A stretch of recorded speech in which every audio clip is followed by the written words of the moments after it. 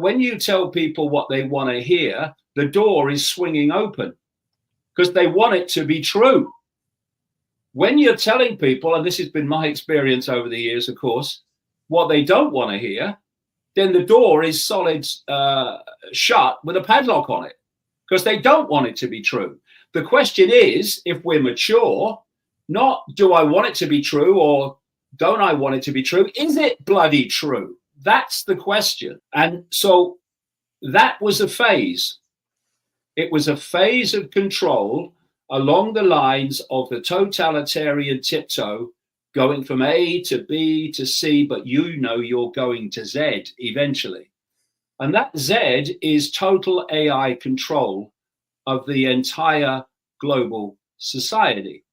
So there comes a point where the system that has served you up to this stage is no longer applicable because you need to replace that with your end game, if you like, AI control system. So what you need to do is crash and burn the system that you have created in terms of this global cult.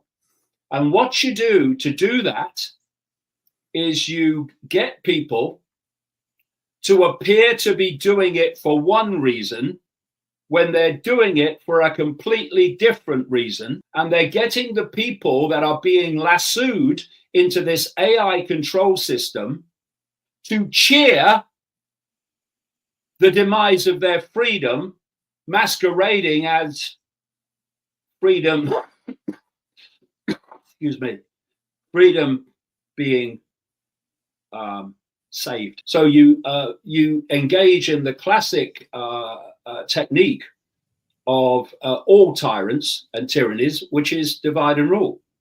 So now they have created, and you know, Trump has been a vehicle for this, a focus of attention for this, to create this this division. But it's hard to not come at that whole religion and Bible thing as just being a giant control mechanism for its time. But lately we seem to be confronted with real evil, and in the face of all this, there seems to be a giant like a resurgence in Christianity and in faith. Yeah. And is that like by design, or so? Is that that's by design? Oh, that's by design. You see, you know, again, you can look at a situation and you can see it for what it is without having to follow a bloody religion. True awakening, not fake awakening.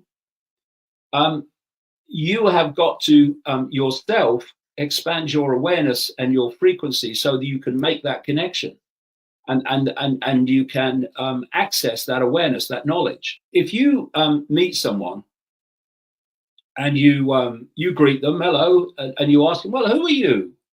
What they'll do is they'll give you your name, their name. They'll give you their job, probably their place of birth, where they live, and all these, their religion, and all these things. And that's basically the situation that humanity's in.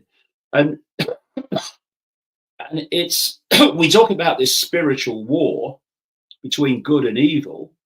Well, what we call evil is that which has created this virtual reality matrix prison and wants to keep us in it. And what we call good is that beyond the prison, in a frequency beyond the prison, that's screaming at us, wake up, you're being shafted.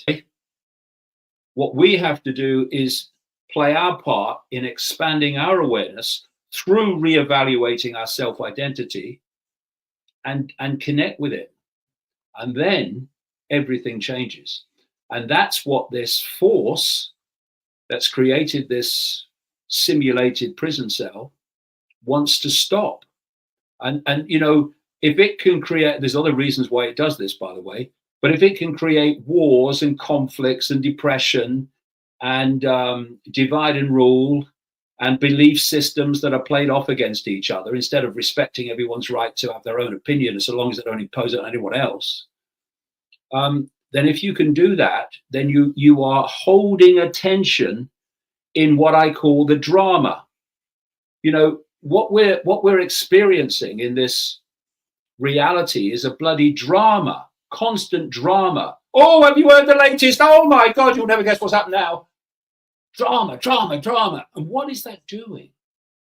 It's focusing attention within the very fake reality. If you're born in the Hindu part of the world, or in a Hindu family in another part of the world, the chances of you being a Hindu are phenomenal.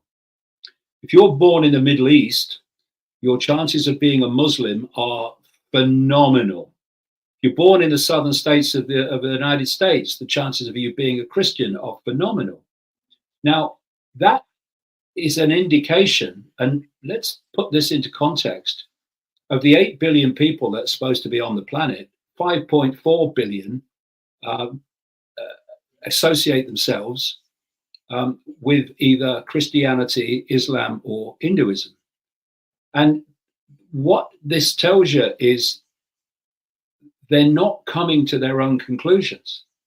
They're not looking at all the possibilities and coming to their own unique conclusion.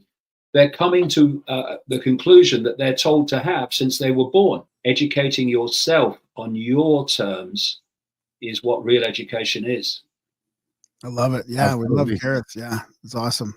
All right. David, thanks for coming on the show. We appreciate it. Come back anytime. All the best to your wife. Bye. Bye. And that was our chat with the enigmatic David Icke. Finally, I mean, it took over a decade, but I feel like we had to make that show happen. It was a good one. And what'd you think? Yeah, it was fantastic. I love it.